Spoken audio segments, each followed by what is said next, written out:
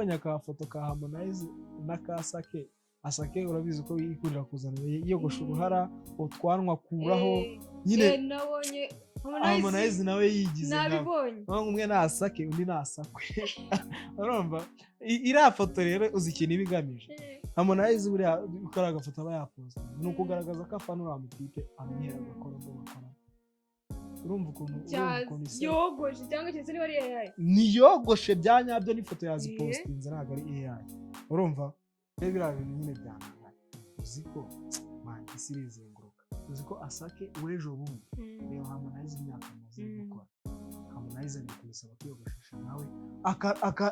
buri kantu kose agakora nkawe none kugira ngo bakunde bakora akandi gikomeza Asake uri gukorana collabo na ba Centrosi n'abaguna bose bagakora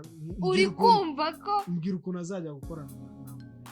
mbikubiye gake bizagorana none iyo umuntu yagusize aba yaragusize ahubwo wa Nigeria njye nabonye Rasta urwego asigaye ari abakobwa benshi b'abastar benshi banamutanze mu muziki basigaye bashaka kwifotozanya nawe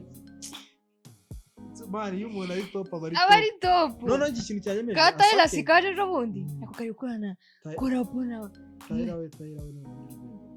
none nta myaka ingahe azamutseho Tayira yaraje dore ikintu gitangaje Tayira yaraje Rasta amaze mu muziki ariko ubu ngubu Tayira azana version yo kwambara turiya tuntu tugufiya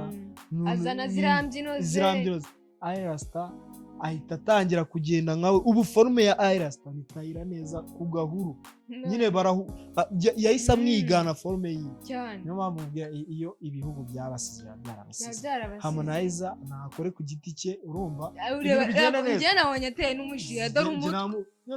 nyine Asake afite ukuntu yisize amavuta ashashagirana ku boro yambara agasengeri n'uruhara n'ikindi bitatu no mu maso no mu mugongo inyuma nabona yifotoza agafoto nyine urabona ko bimubeye ko nyine kiracyo noneho amaso yanatukuye ni vibes ako Harmonize uburyo ari gusa nyine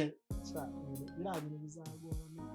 ahandi hantu nabiboneye ni kuri news kuri agashobora muri UG amutipa ejo bundi ariko Bruce Melody yamwirutseho ubu ngubu bashobora kuba bafitanye n'indirimbo izasohoka bakoranye yatrendze kuri ya ndirimbo nahari none ahita azana n'indi bitabo ziriya ndirimbo niyo karenze zatumye Bruce Melody n'imyaka amaze umuntu yagusize ujye wemera ko yagusize